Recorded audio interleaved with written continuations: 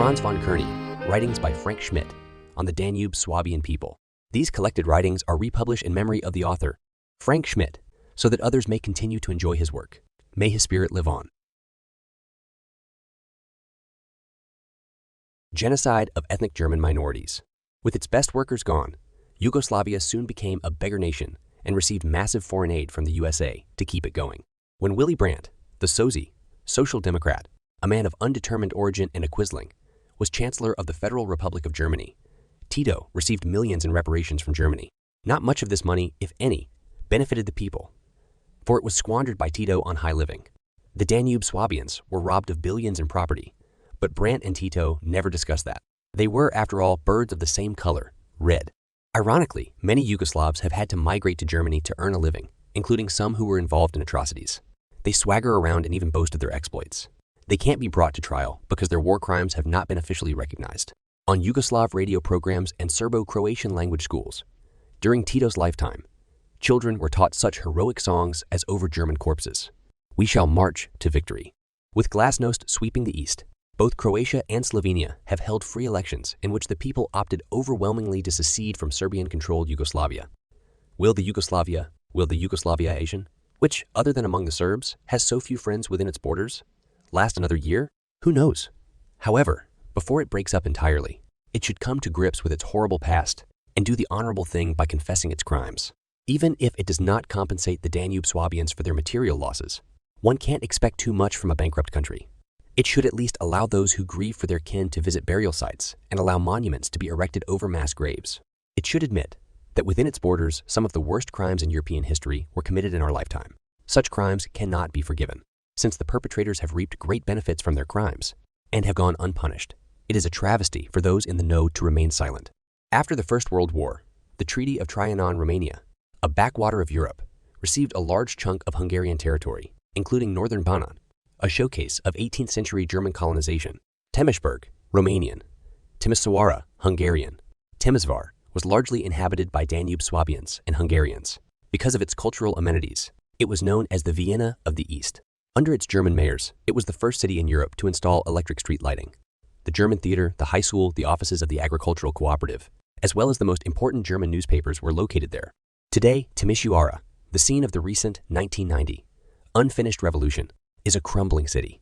Under the communists, the beautiful Danube Swabian towns and villages have slowly deteriorated to the point where they have become ghost towns.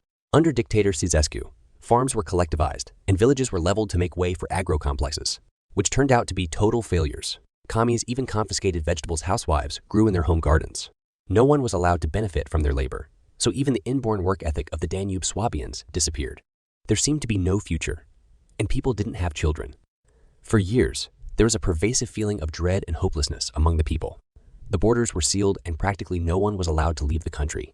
Some years ago, Ceausescu hit upon a brilliant idea. His Germans could be foreign exchange earning commodities. Germany needed workers to feed its booming economy. So what was wrong with selling his Germans, who wanted to leave anyway, to Germany? The German government was in agreement with his proposal and signed a pact with the devil to take 10,000 annually for an undetermined time, 8,000 marks a head or 14,000 marks for professionals.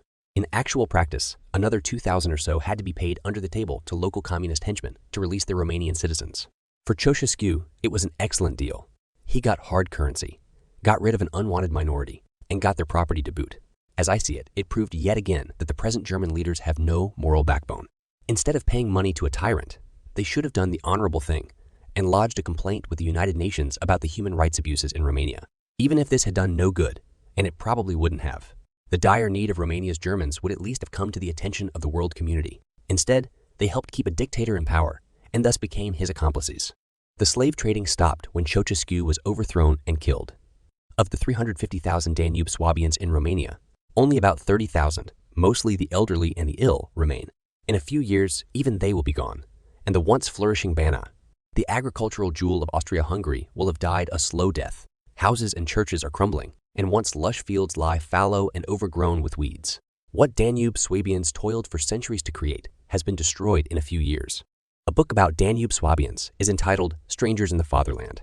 That's exactly what they have become in their former homelands. The gentle, orderly, industrious, tolerant, peaceful, religious, albeit naively apolitical people are all gone. Since the bees, Danube Swabian workers, have left. The Danubian Basin is no longer a land of milk and honey. In Hungary, the land granted to them by a former king was taken away by the communist regime. In Romania, their beautiful villages were bulldozed, the farms collectivized, and they were treated as virtual slaves. In Yugoslavia, it was even worse. Although Danube Swabians had settled in the region at least 200 years before there was a Yugoslavia, they were branded as German nationals and exterminated. Although they were by far the biggest producers of foodstuffs, the partisans took particular delight in seeing utterly defenseless rural people starving to death in what had been a land of plenty. A whole civilization has died out, and the world is none the wiser.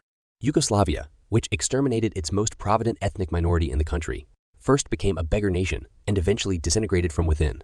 Only in Hungary, since the fall of the communist regime, is there hope for a decent life for the Danube Swabians in their ancient homeland.